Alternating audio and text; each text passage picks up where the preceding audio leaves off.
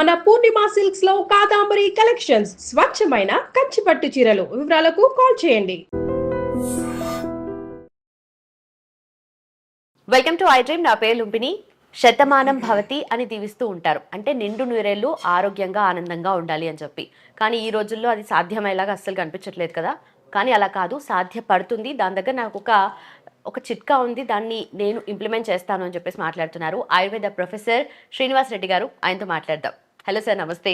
నమస్తే అండి. శతమానం భవతి అని చాలా సంతోషంగా దీవిస్తూ ఉంటారు పెద్దవాళ్ళు మన్ని, కానీ దీర్ఘాయుష్మాన్ భవ అని అంటారు. అంటే ఎలా సాధ్యపడుతుంది అంటే ఈ రోజుల్లో కండిషన్స్ని బట్టి, లైఫ్ స్టైల్ని బట్టి, కొత్తగా పుట్టుకొచ్చే రోగాల్ని బట్టి చూస్తే మాత్రం అస్సలు సాధ్యపడదు అని అనిపిస్తుంది. బట్ మీరు దానికి ఏం చెప్తారు? సో ఆయుర్వేదం ఏం చెప్తుందంటే, ఆయుర్వేదం స్టార్ట్ అవ్వటమే మాకు చరక సంహిత అనొచ్చు, అష్టాంగ హృదయం అనొచ్చు, మాకు ఋషులు ఏదైతే చెప్పారో వాళ్ళు స్టార్ట్ చేయటమే దీర్ఘ జీవిత ఆద్యం అనే పేరుతో స్టార్ట్ చేశారు. అంటే దీర్ఘ జీవితం. ఇంకొకటి ఏమో ఆయుష్ కామ్యం, అంటే ఆయుష్ని కోరుకునే ఇది అనమాట. అంటే ఫస్ట్ మనం ఆయుర్వేదం స్టార్టింగే ఆయుష్ని కోరుకునే వాళ్ళు, దీర్ఘాయుష్ని కోరుకోవడం అనేసి. సో ఫస్ట్ వాళ్ళు దేనికి ఇంపార్టెన్స్ ఇచ్చారంటే ఆయుర్వేదంలో దీర్ఘ ఆయుష్కి ఇంపార్టెన్స్ ఇచ్చారు. దీర్ఘాయుష్ అంటే ఇప్పటికీ ఎవరికి అందరూ మర్చిపోయారు. అందరూ ఆయుష్ అంటే 100 ఏళ్ళు అనుకుంటున్నారు. అది 120 years, 120 సంవత్సరాలు మనిషి ఆయుష్. సో ఒకప్పుడు మీరు చూసుకుంటే 120 సంవత్సరాలు వ్యాధులు లేకుండా బతికారు. ఓన్లీ జస్ట్ జీవించడం కాదు, వ్యాధులు లేకుండా బతికారు. మీకు ఎగ్జాంపుల్ అంటే శ్రీకృష్ణుడే 125 years. ఆయన దేహం వదిలేటప్పుడు ఆయన వయసు 125 years. సో అందరిది ఒకప్పుడు 120 సంవత్సరాలు ఒక్క వ్యాధి లేకుండా బతకడమే ఒరిజినల్గా సంపూర్ణ జీవనం అనేవాళ్ళు. వ్యాధులు అంటే ఇంకొకటి ఏమంటే ఇప్పట్లో ఒకటి ఉంది, అంటే మనకు ఒక నానుడి ఉంది, అంటే వ్యాధులు మనుషులకు కాక మానవులకు వస్తాయని చాలామంది అంటారు. నేను దాని గురించి చాలా రీసెర్చ్ చేశాను. ఈ వర్డ్ ఎంతవరకు కరెక్ట్, నిజంగా ఈ స్టేట్మెంట్ కరెక్టా అంటే కాదు. శరీరం వ్యాధుల కోసం పుట్టలేదు.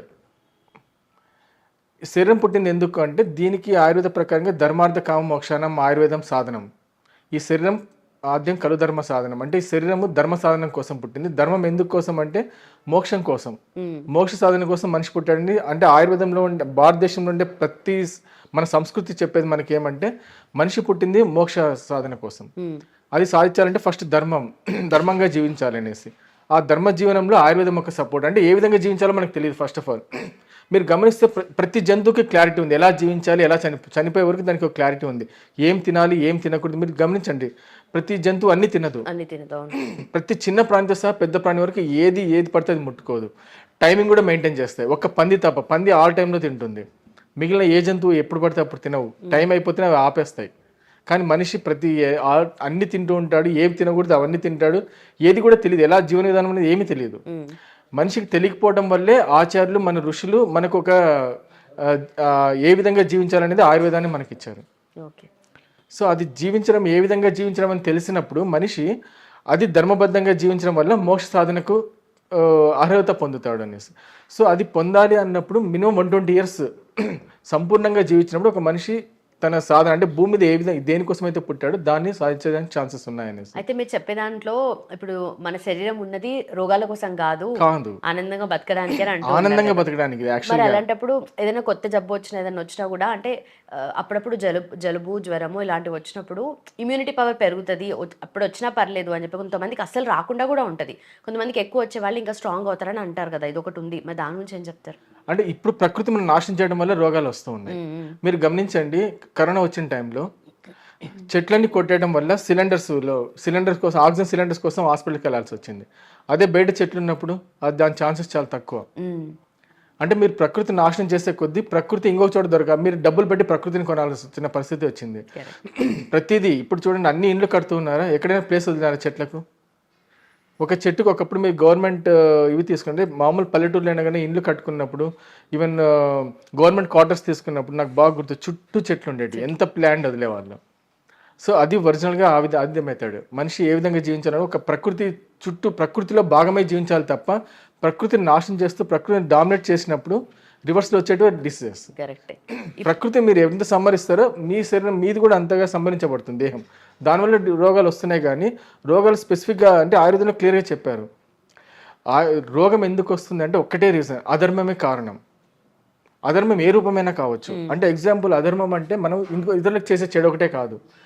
మీరు మీ కెపాసిటీ మించి తిన్నారనుకోండి, అది అధర్మం కిందకే వస్తుంది. అప్పుడు మీకు కడుపు నొప్పి వస్తుంది, వామిటింగ్ రావచ్చు, లూజ్ మోషన్స్ కావచ్చు, ఇవన్నీ ఎన్నో ప్రాబ్లమ్స్ వస్తాయి కదా. అది మీరు శరీరానికి సంబంధించిన అధర్మం. అది ఇతరులకు చేయటం అది ఆలోచనలో కూడా మనిషి ఆలోచనలో కూడా చెడు ఆలోచన చేసినప్పుడు అది అధర్మం కిందికి అవుతుంది, దానివల్ల రోగాలు వస్తాయి.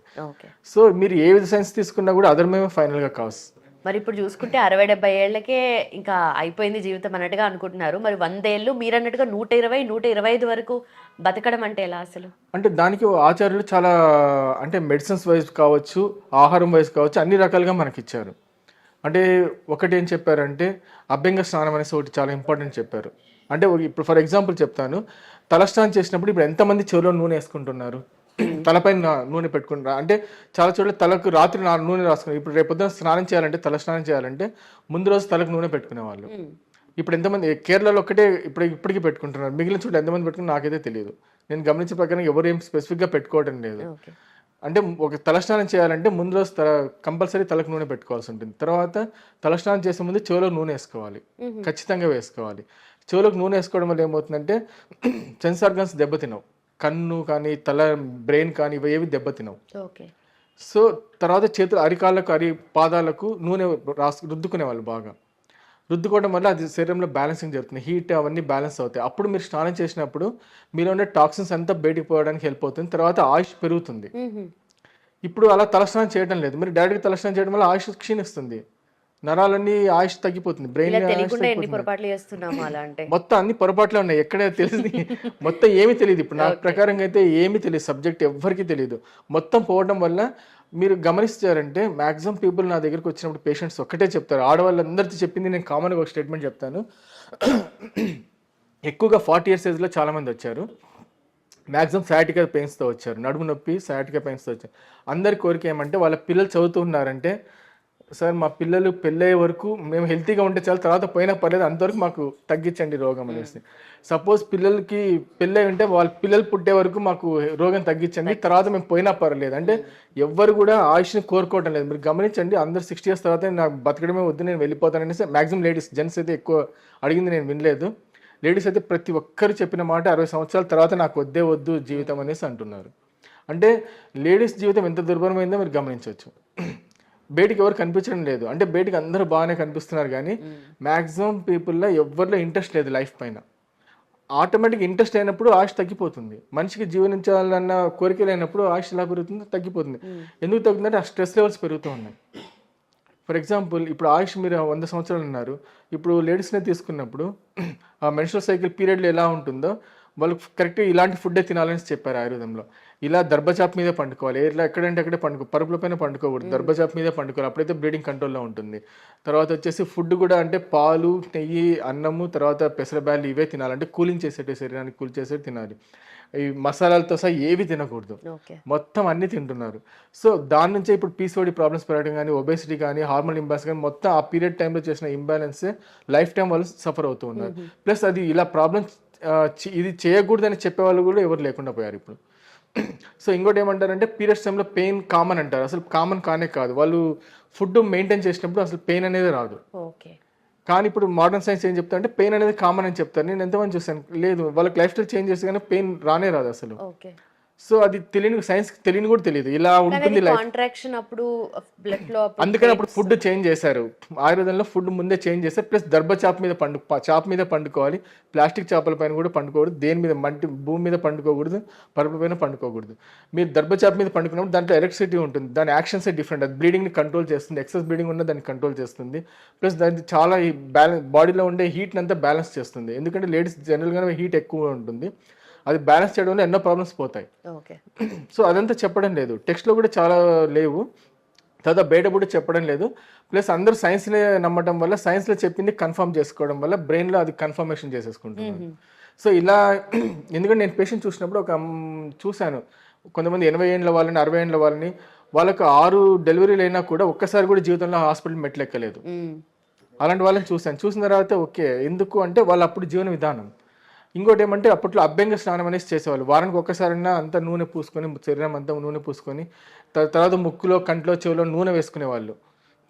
అది చేయటం వల్ల ఏమవుతుందంటే జీవితకాలం బ్రెయిన్ ఎప్పుడు వీక్ కాదు. తర్వాత పక్షవాతం ఎప్పటికీ రాదు జీవితంలో. కళ్ళు ఎప్పటికీ వీక్ కావు, ఎలా పండ్లు ఊడవు. నూనెకి ఇంత అంటే ఎంత డైరెక్ట్ అంటే కనెక్షన్ నూనెకు సపోర్ట్ చేసేది ఉంది, దాంట్లో మేము మెడికేటెడ్ ఆయిల్స్ చేస్తాం కొన్ని. ఓకే.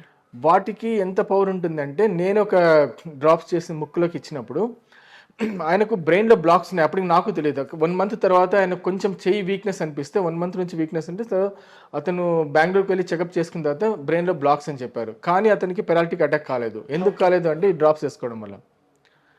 సో ఎప్పటికీ అది వీక్ కాదు, బ్రెయిన్ వీక్ కాదు ఒకటి. తర్వాత కన్ను ఎప్పటికీ వీక్ కాదు, కంటి చూపు అనేది ఎప్పటికీ 120 years తగ్గదు. ఒక్క పన్ను కూడా పడదు నా ప్రకారంగా. చెవిలో నూనె వేసినప్పుడు 120 years పంటి ప్రాబ్లమ్స్ అనేది రావు. అంటే పంటి డాక్టర్స్ అంతా క్లోజ్ చేస్తారు. మీరు గమనిస్తే 30 years బ్యాక్ పంటి డాక్టర్స్ ఇంతమంది లేరు. ఆ పంటి ప్రాబ్లమ్స్ తక్కువ, ఎందుకంటే అప్పుడు అందరు చెవిలో నూనె తినడం కూడా, నెయ్యి ఇవన్నీ ఎక్కువగా తినేవాళ్ళు ఒకప్పుడు. అంటే అది ప్యూర్ ఆర్గానిక్ కాబట్టి ఆ టైంలో బాగా తినేవాళ్ళు. ఇప్పుడు ఎందుకు పాలు ఇవన్నీ వద్దంటున్నారంటే ఆర్గానిక్ కాకపోవడం వల్ల. ఇప్పుడు ఆర్గానిక్ కాకపోవడం వల్ల అన్ని ఇది అంటే కెమికలైజ్డ్ మిక్సింగ్ అయిపోయి, సో ఇప్పుడు మిల్క్ డైట్ అంతా చాలామంది డాక్టర్స్ వద్దంటున్నారు. ఓకే. సో అప్పుడు ఆ రకమైన ఫుడ్, తర్వాత శరీరానికి కూడా అభ్యంగ స్నానం చేసేవాళ్ళం. సో అభ్యంగ స్నానంలో ఏమంటే స్పెసిఫిక్ మేము దాన్ని ఏమంటే ఇది అంటే ధాతు వృద్ధి సంబంధించిన మెడిసిన్స్తో తయారు చేస్తాము. అది వాడినప్పుడు ఏమంటే జీవితకాలంలో పెయిన్స్ అనేటివి రావు, మజిల్స్ వీక్ కావు 120 years తర్వాత, బోన్స్ వీక్ కావు. అది పూస్తూ ఉన్నప్పుడు 1 year తర్వాత ఏ ఆర్గాన్ కూడా వీక్ కాదు, మీకు ఆర్గాన్స్ ఏవి కూడా వీక్ కాదు. అంటే ఆ ఆర్గాన్స్ యొక్క ఏమంటాం స్ట్రెంగ్త్ పెరుగుతుంది. మీరు గమనిస్తే ఏమవుతుందంటే ఇప్పుడు ఓల్డ్ ఏజ్కి యంగ్ ఏజ్కి డిఫరెన్స్ ఏమంటే ఓల్డ్ ఏజ్లో అన్నీ గట్టిపడిపోతాయి, ఒకటి శరీరాలు గట్టిపడిపోతాయి. తర్వాత స్టిఫ్నెస్ పెరుగుతుంది, స్టిఫ్ అవుతుంది, అందుకే మూమెంట్స్ ఫ్రీ ఉండదు. మీరు చూడండి డ్యాన్స్ చేసేటప్పుడు యంగేజ్ ఉండే వాళ్ళు డ్యాన్స్ చేయడం, ఓల్డ్ ఏజ్ ఉండే వాళ్ళకి డ్యాన్స్, వాళ్ళు డ్యాన్స్ అయినప్పటికీ ఫ్లెక్సిబిలిటీ పోతుంది. ఫ్లెక్సిబిలిటీ ఎందుకు పోతుందో డ్రైనెస్ క్రియేట్ అవుతుంది. అది వయసు అయిపోయిన తర్వాత డ్రైనెస్ క్రియేట్ అవుతుంది. ఇది అభ్యంగం చేస్తూ ఉన్నప్పుడు, నిత్యం అభ్యంగం చేసుకుంటున్నప్పుడు ఏదైతే ఉంటుందో ఆ స్టిఫ్నెస్ క్రియేట్ కాదు, ఎప్పుడు ఆయిలీగా ఉంటుంది. సో యంగేజ్లో ఎలా ఉంటుందో ఓల్డ్ ఏజ్లో కూడా అలాగే ఉంటుంది. ఒకప్పుడు అవన్నీ పాటించారు. తర్వాత ఫుడ్ కూడా అలాగే 2 సార్లు భోజనం, ఆయుర్వేద ప్రకారంగా 2 times meals. 3rd times meal చేసినప్పుడు మీకు ఆయుష్ తగ్గుతుంది. 4th టైం చేస్తే ఇంకా గెస్ట్ చేసుకోవచ్చు. ఆయుష్ ఎందుకు క్షీణిస్తుంది అంటే టైమింగ్స్ ఆఫ్ ఫుడ్ టైం ఎంత పెరుగుతుందో అంత ఆయుష్ క్షీణిస్తుంది. కానీ క్వాంటిటీ ఒకటే మీల్లో ఎక్కువ కాకుండా కొంచెం షార్ట్ మీల్స్ అలా తీసుకోవాలని అంటారు కదా, షార్ట్ డ్యూరేషన్ గ్యాప్ ఇచ్చి. ఇది మోడర్న్ వాళ్ళు చేసిన అది మిస్టేక్ అనొచ్చు. ప్రతి దానికి ఒక కౌంటర్ ఉంటుంది. వాళ్ళు చేసిన ఇది వాళ్ళు మనకు అంటించిన కొన్ని పైత్యాలు చాలా అంటించారు మోడర్న్ సైన్స్. దాంట్లో ఇది ఒకటి. ఒకప్పుడు రొట్టె తిని మార్నింగ్ వెళ్తే ఈవినింగ్ వచ్చి తినేసి పండుకునేవాళ్ళు. మీరు గమనిస్తే మీరు ఉదయం లేచినప్పుడు ఎర్లీ మార్నింగ్ అంటే ఇప్పుడు అసలు లేయటం అనేది తెలియదు. మార్నింగ్ 4 o'clock అప్పుడు లేస్తుంది అందరూ, ఆడవాళ్ళైనా మగవాళ్ళైనా 4 గంటలకు లేచేవాళ్ళు. ఇప్పుడు టైమింగ్ మారిపోయింది. తర్వాత మీరు టిఫిన్ టైమింగ్ 3 పూట్ల స్టార్ట్ అయింది, ఒకప్పుడు 2 పూట్లనే. ఉదయం అంటే గంజి లాంటిది ఏదో తాగేవాళ్ళు, తర్వాత అరౌండ్ 10 o'clockకి 9 to 11 లోపల ఒక మీల్స్ తినేసేవాళ్ళు, కంప్లీట్గా ఫుల్ తినేసేవాళ్ళు. తర్వాత మళ్ళీ 5 to 7 ఈవినింగ్ తినేసేవాళ్ళు. అంటే అప్పుడు తినే ఫుడ్ ఏమంటుందంటే లాంగ్ స్టాండింగ్. అంటే మీరు ఎగ్జాంపుల్ చెప్తాను, రొట్టె ఎక్కువ తినేవాళ్ళు, రొట్టెలు జొన్నలు అనుకో, ఇక్కడ రొట్టెలు ఇంకొక చోట ఇంకొకటి ఏదైనా ఉండొచ్చు. బట్ ప్రాసెస్ మెథడ్ ఏదైతే ఉందో మీరు గమనిస్తే ఒకప్పుడు జొన్నలైనా గోధుమలైనా ఇసిరేవాళ్ళు, ఇసిరనేవాళ్ళం కదా. ఇసిరినప్పుడు ఏమవుతుందంటే అది హీట్ క్రియేట్ కాదు, దాంట్లో ఎనర్జీ ఏమీ వేస్ట్ కాదు. అదే మీరు మిక్సీకి వేసినా లేకపోతే గ్రైండింగ్ చేసినా అది హీట్ క్రియేట్ అవుతుంది కదా, ఎనర్జీ మొత్తం పోతుంది. మీరు ఎంత తిన్నా మీరు ఆకలి అవుతుంది. మీరు ఇసురుకొని తినింది ఆకలి కాదు. తర్వాత మీరు తిన్నప్పుడు మీరు ప్రతి ముద్దకు లాలాజలం మిక్స్ అవ్వాలి, మిక్స్ కాకపోతే మళ్ళీ ఆకలి అవుతుంది. మీరు గమనించి తిండిలో చాలా మెథడ్స్ ఉంటాయి. మీరు తిన్నప్పుడు ప్రతి ముద్దకు లాలాజలం మిక్స్ అవ్వాలి. నీళ్ళు తాగినప్పుడు కూడా ప్రతిసారి మీరు డైరెక్ట్, చాలా మంది డైరెక్ట్ నోట్లో పైప్ అన్నట్టుగా పోస్తారు. పైప్ కాదు, నోరు నుంచి లోపల పైప్ లేదు యాక్చువల్గా. మీరు పోసింది ప్రతి ముద్దలాగా దిగుతుంది. ప్రతి ముద్దలో లాలాజలం మిక్స్ అవ్వాలి. లాలాజలం ఎంత మిక్స్ అవుతుందో అంత స్టాండింగ్ ఎనర్జీ అంత లాంగ్ ఉంటుంది. లాలాజలం మిక్స్ కాకపోతే ఎనర్జీ ఉండదు. మీకు 2 hours లో మళ్ళీ ఆకలి అనిపిస్తుంది. ఎక్కువ నమిలి తినాలి అని అంటారు. ఎక్కువ నమిలి అన్నప్పుడు దాంట్లో టెక్నిక్స్ ఉన్నాయి. ఎందుకు తినలేక నేను గమనించి అందరూ ఏం చెప్తారు, 32 పండు అంటే 32 సార్లు నమిలి తినండి సింపుల్ గా స్టేట్మెంట్ ఇచ్చేస్తారు. బట్ స్టేట్మెంట్ మరి అంత స్టేట్మెంట్ ఇచ్చిన ఎందుకు తినలేకపోతున్నారు అనేసి, తినలేకపోతున్నారు అందరూ. సో దానిపైన నేను స్టడీ చేశాను, ఎందుకు వీళ్ళు తినలేకపోతున్నారు అనేసి. సో తినేటప్పుడు కొన్ని ప్రాసెస్ టెక్నిక్స్ ఉన్నాయి. ఆ టెక్నిక్స్ చేస్తే తినొచ్చు. 32 times కాదు, అది గట్టి పదార్థం మీద ఎక్కువసార్లు తినాల్సి వస్తుంది, మెత్తని పదార్థం మీద తక్కువ టైమ్స్ తినాల్సి వస్తుంది. కాకపోతే ఎప్పుడు కూడా ఫుడ్ లిక్విడ్ ఫామ్లో ఉండకూడదు, అది రాంగ్. లిక్విడ్ ఫామ్లో ఉన్నప్పుడు నమలలేము, మింగేస్తాం మనం. సో కొంచెం హార్డ్. అందుకనే వెజిటబుల్స్ కూడా హాఫ్ కుక్ కూడా తినేవాళ్ళు, హాఫ్ బాయిల్డ్ అనేవాళ్ళు. హాఫ్ బాయిల్డ్ అయితే నమలడానికి అవుతుంది, నమలడానికి కాకుండా తింటే అది వేస్ట్. ఎందుకంటే లాలాజలం మిక్స్ కాదు. మీరు నమిలినప్పుడే లాలాజలం వస్తుంది బయటికి, నమలడానికి లేనప్పుడు అది మెత్తగా ఉన్నప్పుడు లాలాజలం రానప్పుడు మింగేస్తారు. మింగినప్పుడు దాని ఎనర్జీ షార్ట్ డ్యూరేషనే ఉంటుంది. మీరు ఏదైనా సరే బాగా నమిలినప్పుడు లాంగ్ స్టాండింగ్ ఎనర్జీ ఇస్తుంది. సో ఇప్పుడు వాళ్ళు చెప్పిన 2 hours అన్నప్పుడు అందరు మింగుతారు కదా, అన్ని మింగినప్పుడు మీకు ఏముంటుంది, జ్యూస్ కూడా రాంగ్ కాన్సెప్ట్ యాక్చువల్గా. ఫర్ ఎగ్జాంపుల్ ఆయుర్వేదంలో చెప్పారు షుగర్ కేన్ జ్యూస్ తాగుతాము, ఏదైతే యంత్ర నిష్పత్తి తాగుతా అంటే యంత్రంతో ద్వారా పీడనం చేసిన అంటే మనం ప్రాసెస్ చేసిన జ్యూసెస్ అన్నీ ఏమవుతాయంటే బాడీలో హీట్ క్రియేట్ చేస్తాయి. సో దాని గురించే వాళ్ళు అల్లము నిమ్మకాయ పెట్టడానికి అదే రీజన్. వాళ్ళకు కూడా టేస్ట్ అనుకుంటారు, టేస్ట్ కోసం కాదు, అది దాని సైడ్ ఎఫెక్ట్ తీయడం కోసము నిమ్మకాయ అల్లం పెట్టేది. అది ఎందుకంటే మెంతులను తీయడం వల్ల దానికి సైడ్ ఎఫెక్ట్ వస్తుంది. సో అది రాకుండా బ్యాలెన్స్ చేయడం కోసం అల్లం నిమ్మకాయ పెడతాను. సో ఈ విధంగా ఎన్నో ప్రాసెస్లు మనం రాంగ్ ప్రాసెస్లో తింటున్నాం. జ్యూసెస్ కూడా రాంగ్ ప్రాసెస్, పండు డైరెక్ట్గా తినడమే కరెక్ట్ ప్రాసెస్ యాక్చువల్గా. కాబట్టి వెజిటబుల్స్ తర్వాత ఇదే మీరు జొన్నలైనా గోధుమలైనా ఇసిరి తినడం, తర్వాత దంపుడు బియ్యం అది లాంగ్ స్టాండింగ్ ఎనర్జీని ఇస్తుంది. అది తిన్నప్పుడు కూడా మీకు ఆగలే తొందరగా కాదు. అదే మిషన్ పట్టింది పాలిష్డ్ ఫుడ్ తొందరగా, ఎందుకంటే దాంట్లో ఎనర్జీ ఉండదు కాబట్టి తొందరగా ఆకలి అవుతుంది.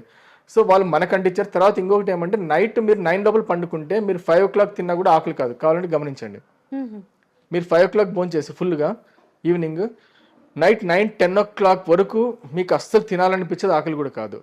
10 తర్వాత మీరు మేల్కొని ఉన్నారంటే మీకు కంపల్సరీ తినాలని అనిపిస్తుంది. ఎందుకు అంటే అప్పుడు ఒక ఇది అమినో యాసిడ్ ప్రొడ్యూస్ అవుతుంది బ్రెయిన్లో, ఇది రీసెర్చ్ చేయబడింది. అది ప్రొడ్యూస్, దాని గుణం ఏమంటే ఏదో నమలాలి, ఆకలి కూడా కాదు, నమలాలన్న ఫీలింగ్. అందుకని మనం కరెక్ట్ 10 తర్వాత ఇలా చూస్తాం ఏదైనా కనిపిస్తుందా అనేసి. సో దానివల్ల అది తినడం ఏమైపోతుందంటే మీరు అప్పుడు తిన్నారంటే మీకు ఆయుక్షీణమే, అదంతా నైట్ తింటే ఆయుక్షీణమే. సో మనకు తెలియకుండా ఎన్నో ఆయుక్షీణాలు. ఇది 2 times తిన్నవాడికి ఎప్పటికీ ఆయుక్షీణం, వాడు 20 years బతుకుతారు. 3 times తిన్న వాళ్ళది ఆయుష్ తగ్గుతుంది. 4 times తిన్న వాళ్ళకి ఇంకా మిడిల్ తిన్న వాళ్ళకి చెప్పలేము, వాళ్ళ ఆయుష్ ఎంత అనేది కూడా జడ్జ్మెంట్ రాదు. కానీ ఇప్పుడు మోడర్న్ సైన్స్ దయ వల్ల బతుకుతున్నారు. ఎలా బతుకుతున్నారంటే మెడిసిన్స్ వాడుతూ బతుకుతున్నారు. కాబట్టి అంటే హ్యాపీగా ఆనందంగా అన్ని తిని బతకడం లేదు, మెడిసిన్స్ వేసుకుంటూ జీవిస్తున్నారు. సైన్స్ చేసిన అది మంచో చెడో తెలియదు కానీ అందరూ మందులతో బతుకుతూ స్థితికి వచ్చేసారు. ఎవరు కూడా మందులు లేకుండా బతికే స్థితిలో ఎవరు లేరు ఇప్పుడు. సో మొత్తానికి మన లైఫ్ స్టైల్లో ఇన్ని మార్పులు జరిగాయి కాబట్టి ఆయుష్ కూడా తగ్గు. And for more videos, Please subscribe to iDream. Please subscribe to iDream. Please subscribe iDream. And please subscribe to iDream. For more videos, subscribe to iDream. please like, share and subscribe to the channel. Congratulations, iDream. Subscribe to iDream. Subscribe to iDream. So subscribe to iDream Media. iDream ki iDream team andarki huge congratulations. Please subscribe iDream Media. Please subscribe to iDream. Subscribe iDream. Please subscribe to iDream. iDream అంటే నా కళల channel subscribe చేసుకున్న నోరు తిరుగుతలేదు, మీరైతే గంట గుర్తు కొట్టండి. For more such videos, please subscribe to iDream. Subscribe to iDream. Please subscribe to iDream. Please subscribe iDream Media. Please do subscribe to iDream. Please subscribe to iDream Media. For best entertainment and information, please subscribe iDream. And don't forget to subscribe to iDream.